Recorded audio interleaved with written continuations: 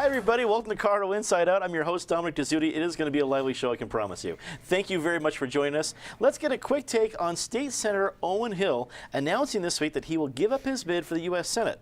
With Hill out, State Senator Randy Baumgardner is the only Republican standing in Cory Gardner's way for the Republican nomination. Patty Calhoun, were you surprised by Owen Hill making this announcement? Since 2 weeks ago, he was pretty vociferous in his criticism of Gardner's announcement. Well, and you don't blame him for being critical because he had been looking at this run for a long time. He'd been in position, he'd been raising funds, he'd gotten a staff in, and then all of a sudden Cory Gardner comes in and bigfoots everyone and sends them out of the race. Gives us a lot less to talk about. I'm glad Baumgardner's still in there.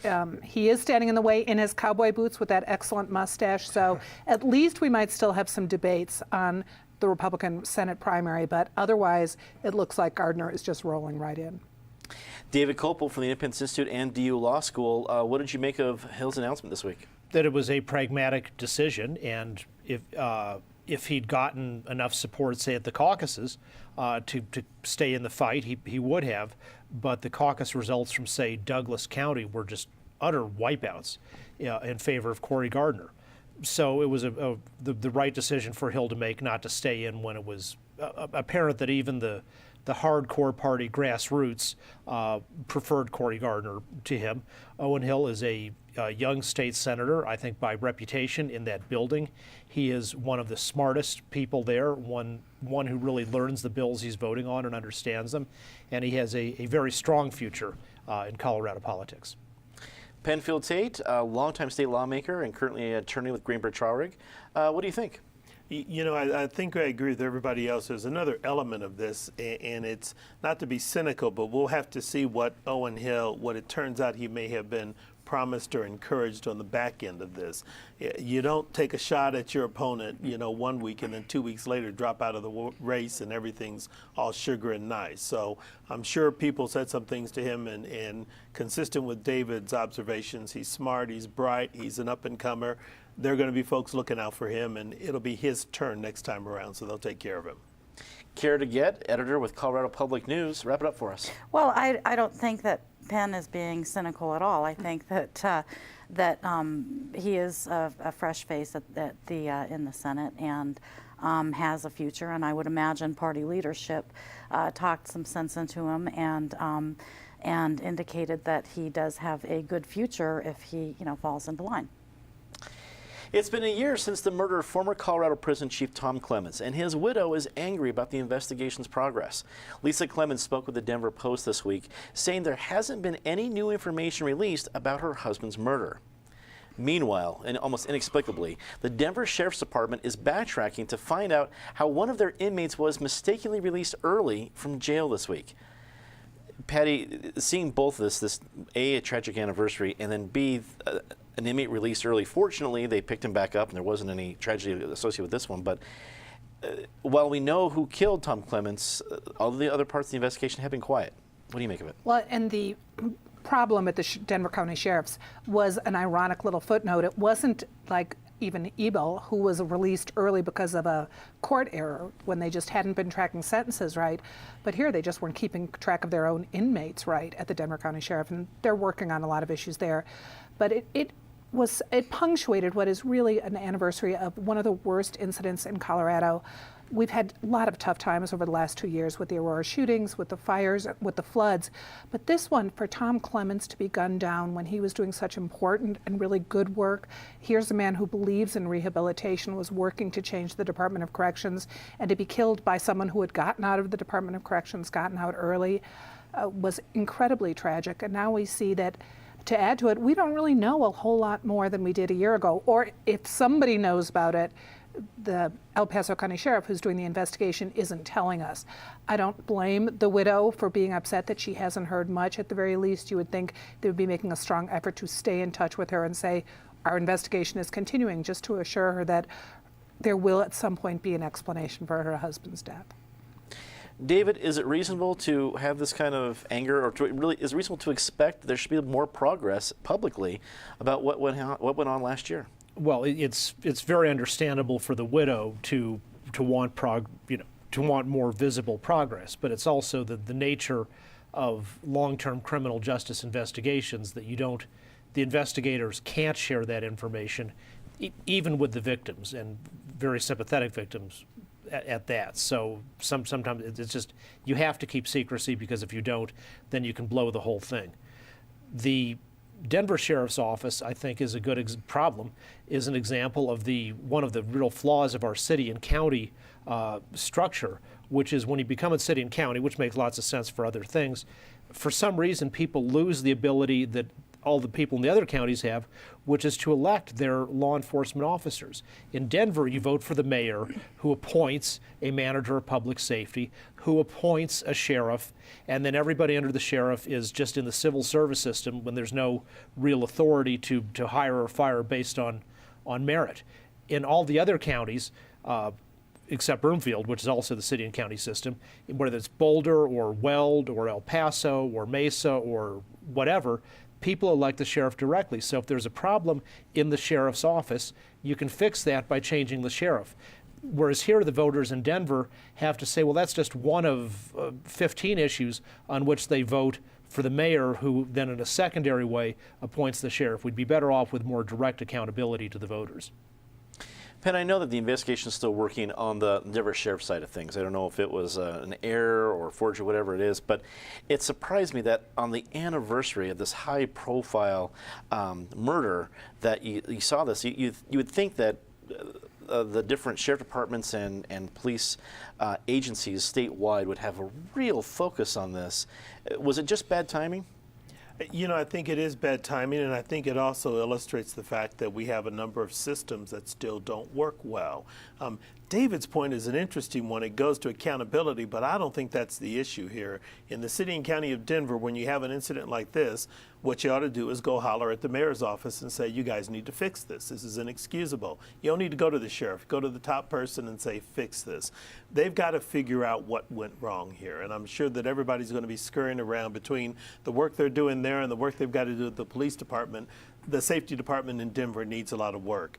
On the Clements investigation, I think the widow has a right to be concerned, and secrecy notwithstanding, if the investigation is progressing, there are ways for law enforcement to go to the widow and the family and say, we can't give you details, we can't speak publicly. Rest assured, we're on this, we're on top of it, we're working, we're processing leads, and we'll continue to move forward. But her reaction gives me the sense they didn't tell her anything.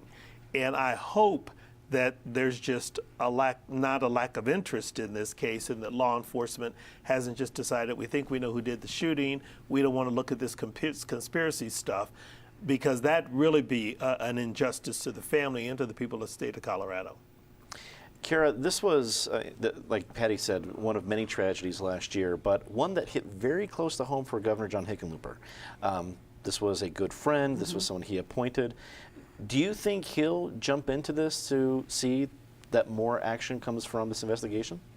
Well, that's a curious question. I don't think that I even know how to answer that because I haven't really heard anything coming from the governor's office. That might be the answer. Right, then that might be the answer.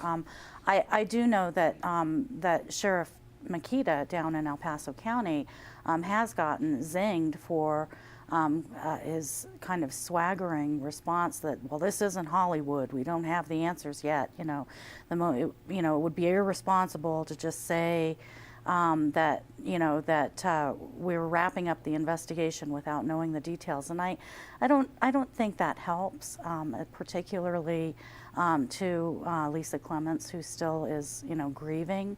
The one bright note I think that there is in the ongoing investigation, and wherever that is going, is I think the Department of Corrections and the prison reform advocates deserve some kudos for making real inroads in halting the practice of solitary to street, release of prisoners, which was the case with Evan Ebel.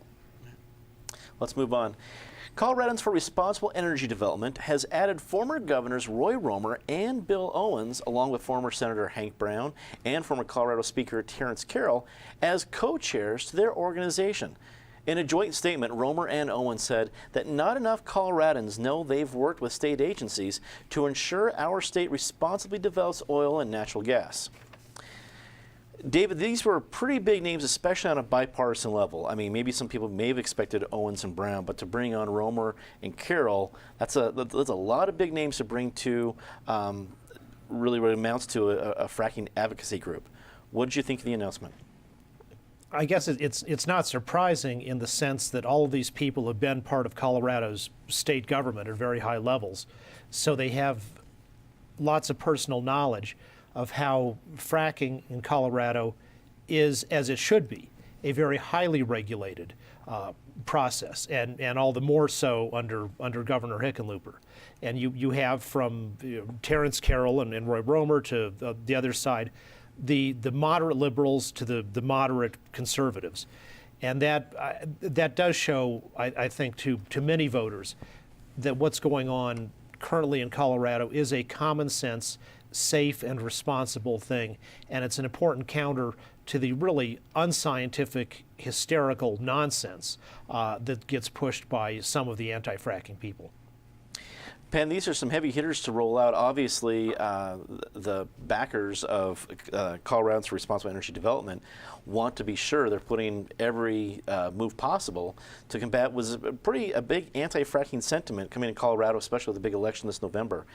What effect do you think this move will make? I think it'll have some effect. I think that the four folks who are the co-chairs are well-known, well-respected names with people in the state of Colorado. So I think that'll generate some attention. But I don't think it's going to win the day. I think at the end of the day, and I disagree with David on this, I think the science is unclear with most people. And that's why some of the reactions, some call it hysterical, some call it, just reactionary. That's why it exists. Until someone can come up with that, and I heard someone say in a group, it needs to be a white female doctor who has kids who can look in front of a camera and say, this is safe if industry follows these parameters. This is a safe practice. It won't damage the drinking water. It won't, harm your kids. It's safe in neighborhoods and near homes. Until you've got that credible person to say that, this is going to continue, because the interesting thing about this debate is it's so seldom focused on the facts. It's all about emotion and opinions and fears and concerns, all of which are legitimate, but they aren't going to resolve the ultimate issue, which is how you continue with this highly regulated process and whether it ought to be done on a statewide basis rather than letting each city and or county determine what the rules of engagement are in their particular jurisdiction. Cara, I think Penn brings up a very good point. It's an emotional issue for people on all sides of it, but for those middle voters in Colorado, the independent voters that decide all the elections in the state, how influential will this move be for them? Well, I think that the Coloradans for Responsible Energy Development, which is an industry-funded organization, is trying to make great inroads into convincing middle-of-the-road voters and people who don't have a lot of information that fracking and the industry is a perfectly safe, activity, and the industry itself is, very responsible, which is right in the name of their group.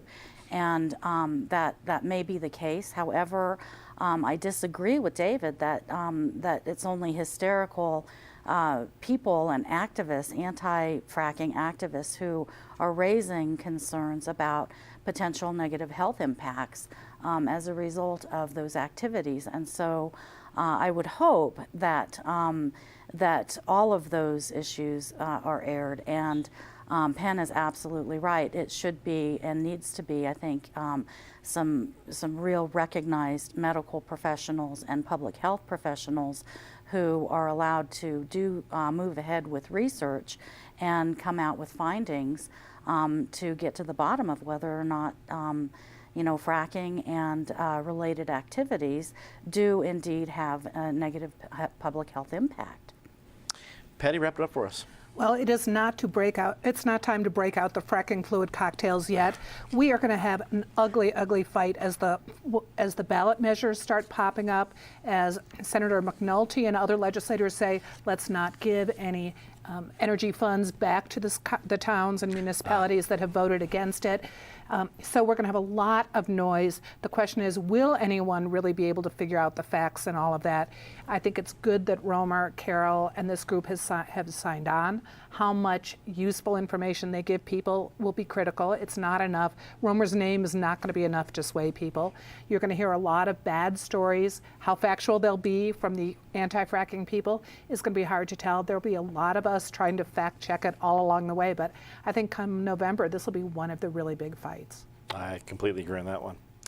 The Denver Post reported this week that Democrats in the state Senate are looking to amend the laws regulating recall elections in Colorado.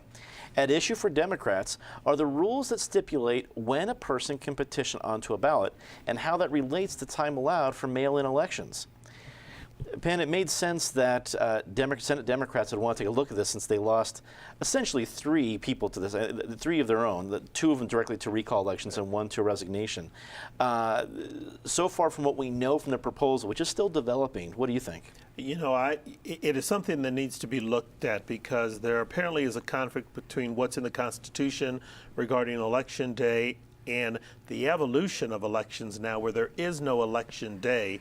There's this election period where mail-in ballots go out and you can vote over a period of time. And so the statute probably needs to be reformed so that it's easier for people to get on the ballot, recognizing how elections are held now, both folks who are subject to a recall or people who may want to run just in general.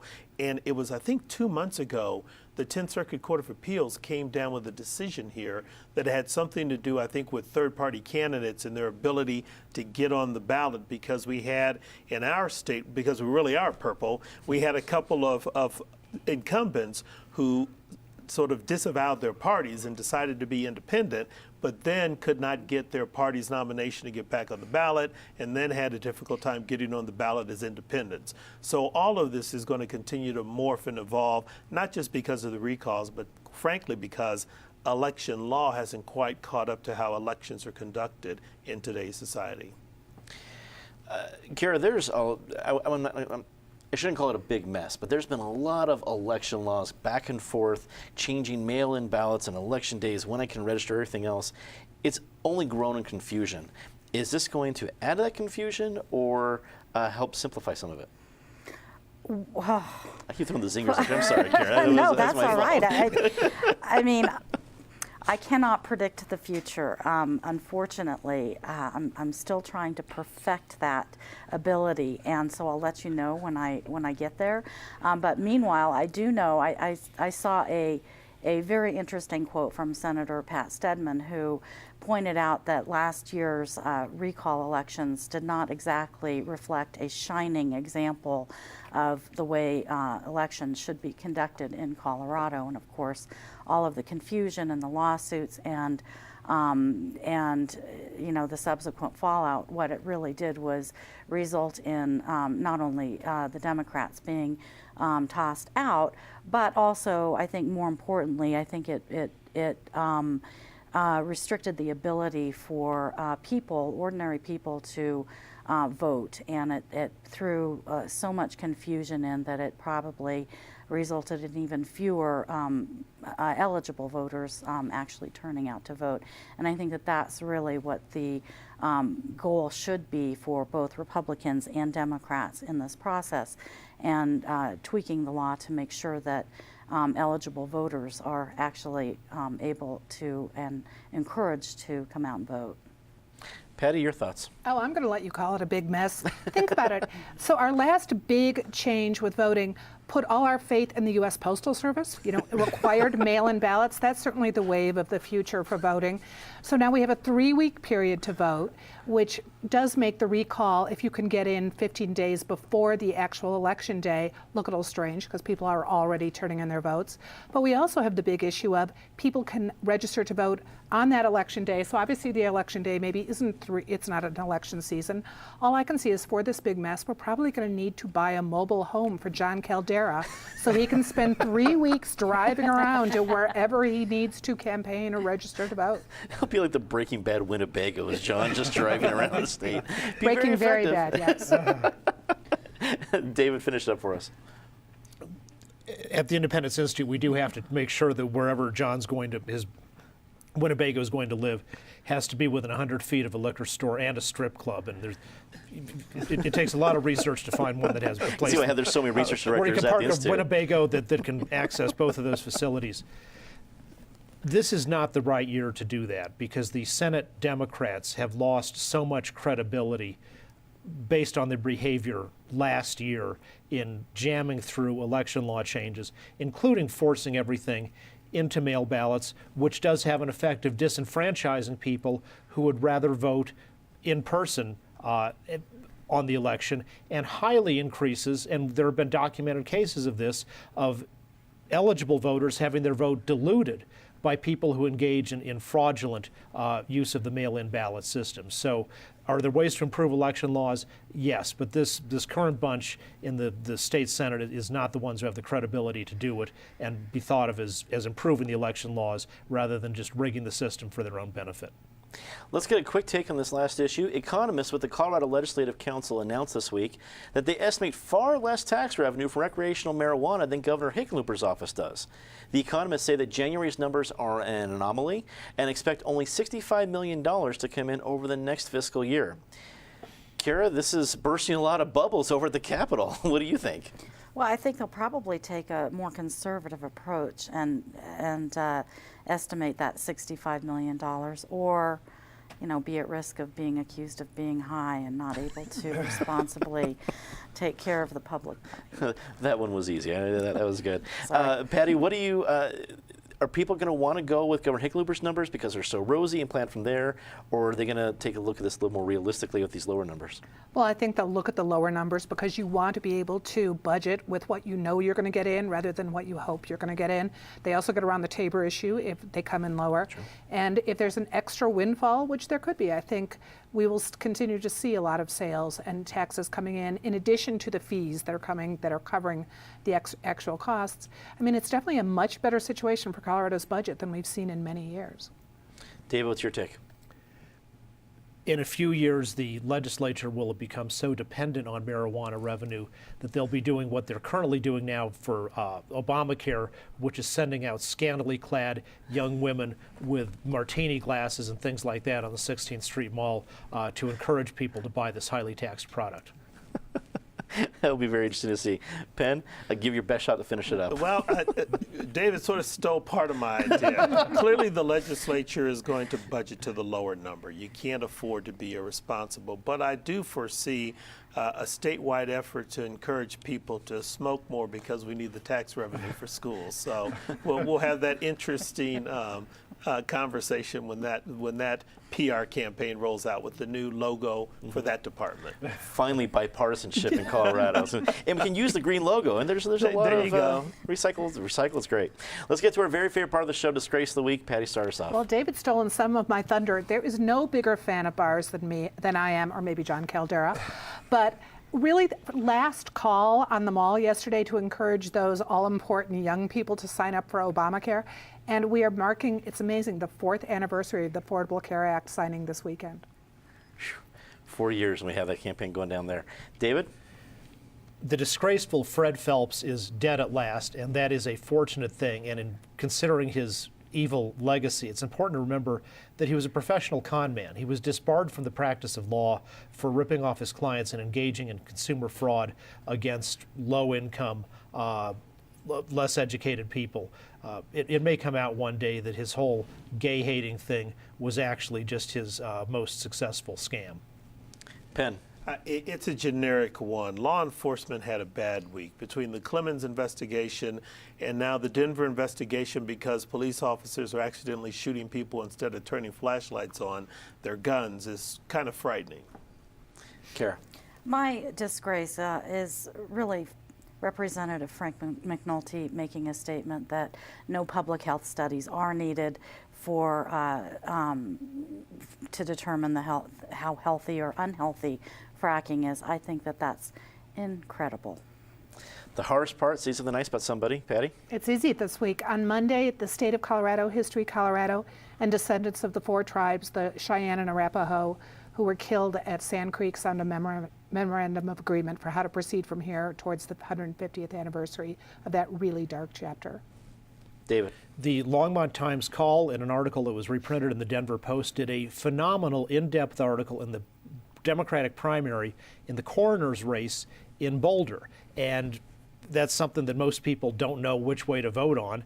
And this was a fantastic article with a great deal of depth about the controversy going on and a fair and detailed treatment of the claims of the two candidates.